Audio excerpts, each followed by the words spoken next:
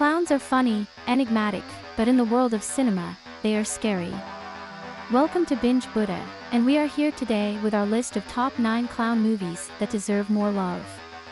From the masterpiece horror film, It, to the DC drama, Joker, clowns represent creepiness in movies. But every once in a while, there comes an indie film that usually gets swept under the rug of mainstream films. And we thought it was time to bring such movies to your attention. Without further ado, let's begin this creep show. Number 1. Clown, 2014.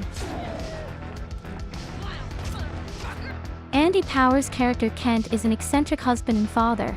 He wants all the happiness for his child, and thus, when he learns that the clown has cancelled the visit to his child's birthday party at the last minute, he takes matters into his own hands. He flushes out a clown costume from the attic and decides to entertain the children. After a wild night, he goes to sleep and realizes later in the morning that he can't take off his costume, and he has an unpleasant hunger that he can't repress. The suit is cursed with an evil clown spirit who wishes to cause mayhem by feasting on human flesh, particularly children. Directed by John Watts, the 2014 film Clown was released in the US much later than the film's international release and did not do much business, despite a clever script and sympathetic characters. The film is a bizarre roller coaster ride filled with jump scares and blood. It has an intense theme of child endangerment, but as far as horror movies go, Clown is an epic gore, unfortunately highly underrated for a film with such an astounding climax. Andy Powers played Kent, and Eli Roth took the spirit of the evil Frowny the Clown in the lead roles. Both the actors did a seemingly great job, and this film will definitely leave you scared of clowns for a while.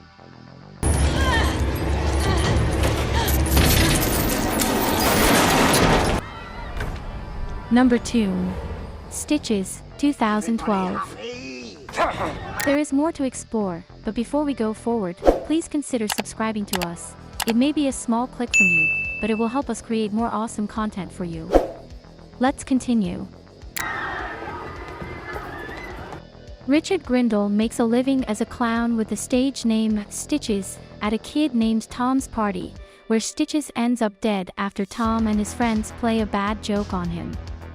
After his death, Tom visits Stitches' grave and finds some clowns practicing a ritual upon the gravestone, and one of the clowns even threatens Tom. Years later, Tom prepares for his 17th birthday, and amidst a large gathering is the newly resurrected Stitches.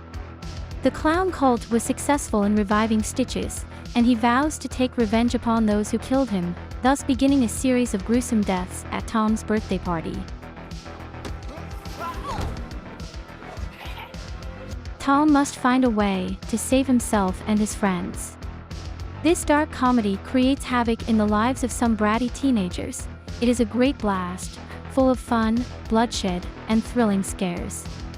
Director Connor McMahon made a quirky slasher film that debuted stand-up comedian Ross Noble and actor Tommy Knight.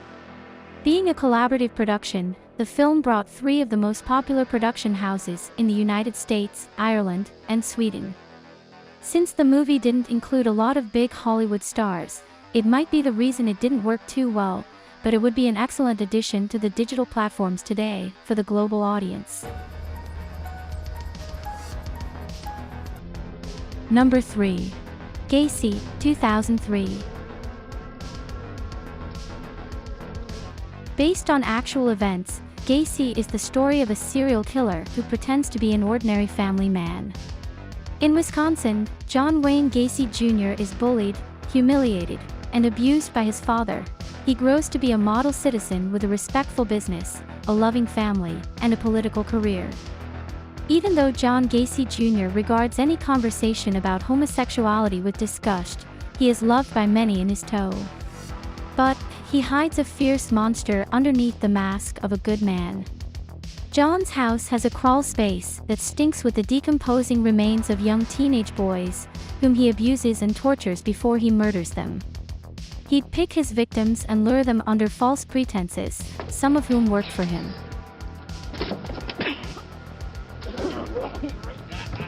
Get your ass back down there. Nobody suspected Gacy of these horrible events until he was caught and named the Killer Clown, for he used to perform as Pogo the Clown. Mark Holton's star Gacy presents the biographical accounts of the life of serial killer John Gacy Jr., however unbelievable it may seem. The film is evident that they do not mean to sympathize with his actions, but to present the accounts of a genuinely disturbed individual who has done many horrific activities. The film's cinematographers have done a great job of making the film a sensory pleasure. The CGI team and cinematographer have set the scene and have filled it with gruesome imagery, making it a horror classic.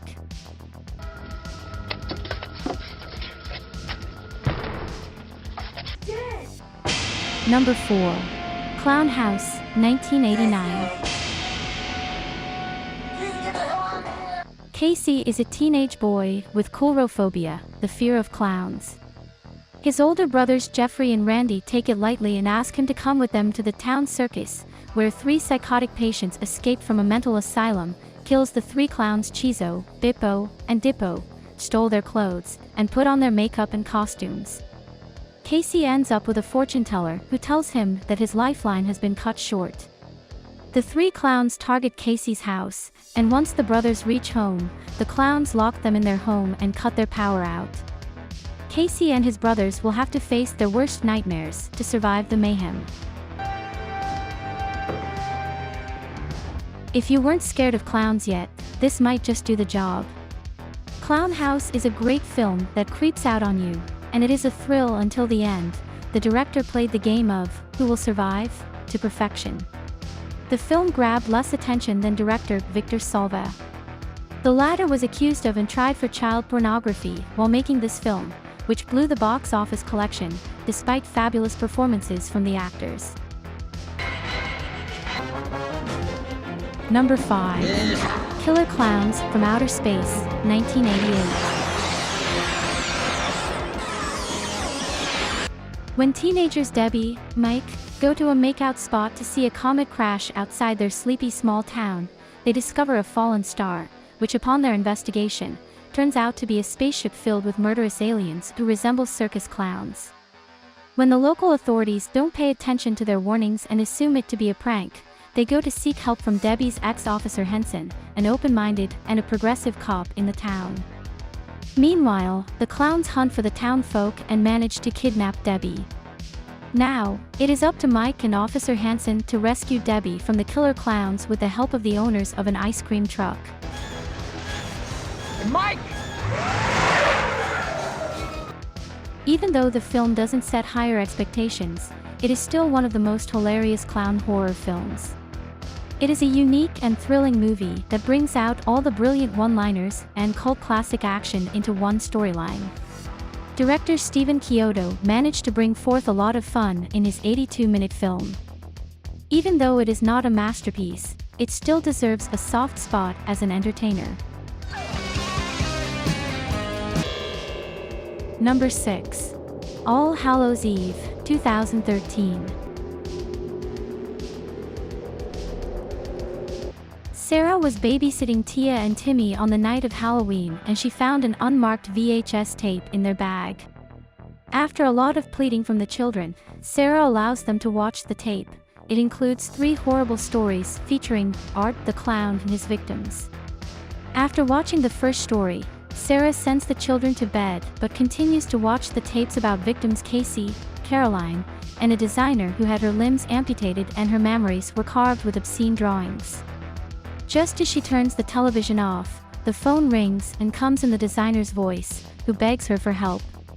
Art is in the house, which prompts a scared Sarah to destroy the tape. After which she hears the screams of the children. She runs to them and finds them dead with Art the Clown written on the wall in their blood. Blood, gore, and brutality are the film's central themes and certainly not for the faint of heart. But the film is unexpected in its narration. What seems like an anthology with one typical character was a great surprise that jumped out off the screen. Art the Clown is a psychotic prey, and he enjoys his work. Directed by Damien Leone, All Hallows Eve has one of the best clowns, and the character portrayal by Mike Giannelli is commendable. All Hallows Eve and its sequels deserve more appreciation and recognition for the film's epic climax, and the jump scares it caused throughout the movie.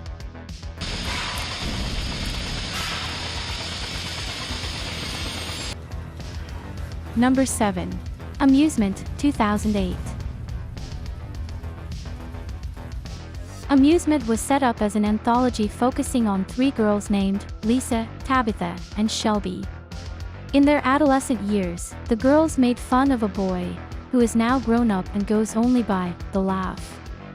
The film sets up an attempt to exact revenge by the boy upon his victimizers. The Laugh kidnaps Shelby and Lisa. He attempts to capture Tabitha, but she escapes his clutches. He tortures the other 2 while he pursues Tabitha. Binding this anthology is the finale when the Laugh manages to capture Tabitha, but she manages to stab him and let the other girls out of their cages, but not all make it alive, and none make it out sane.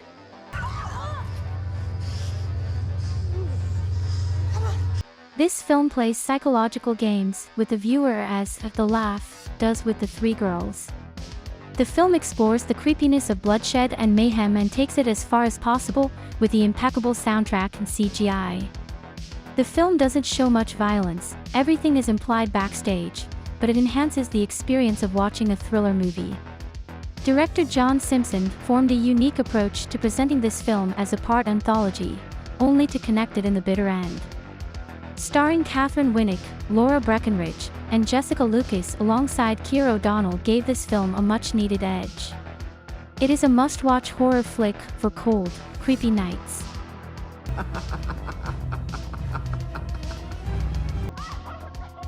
Number 8. Blood Harvest, 1987. Blood Harvest follows a young girl named Jill, and she comes back to the town in Wisconsin and is faced with a nightmare. Her parents are missing, the house is a wreck, and the townspeople hate her father. Only 2 people in the city would talk to her, Mervo and Jill's ex-boyfriend. Mervo roams around the town dressed up as a clown, with a permanent fake grin on his face, making him seem creepy and irritating to his friends. Jill tries to pick up the pieces of her life when suddenly everyone she is close to starts disappearing and is found to be slaughtered, tied upside down at the barn. The horrors of the incident follow Jill until the surprise reveals in the climax.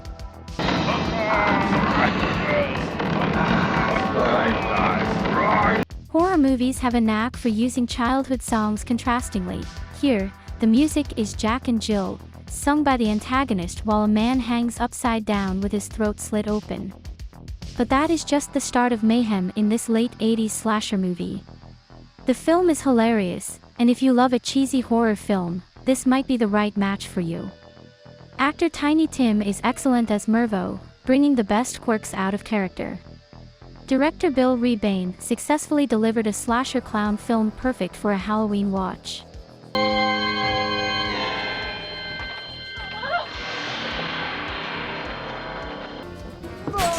Number 9.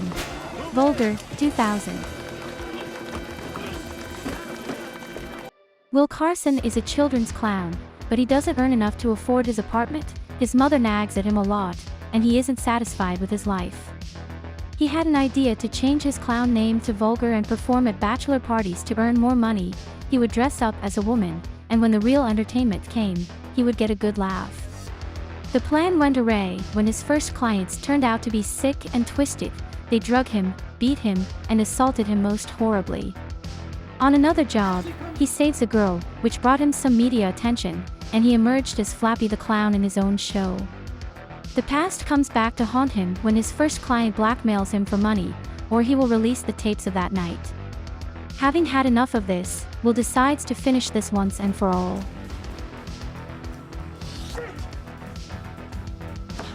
Believed to be an acquired taste, Vulgar is a 2000 story about a loser trying to rise through the ranks.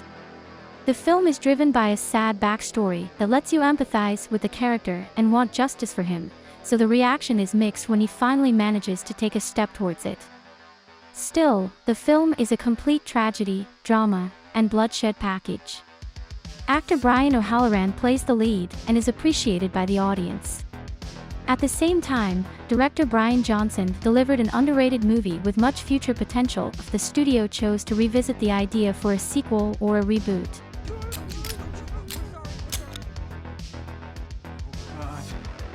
What is your favorite clown movie of them all?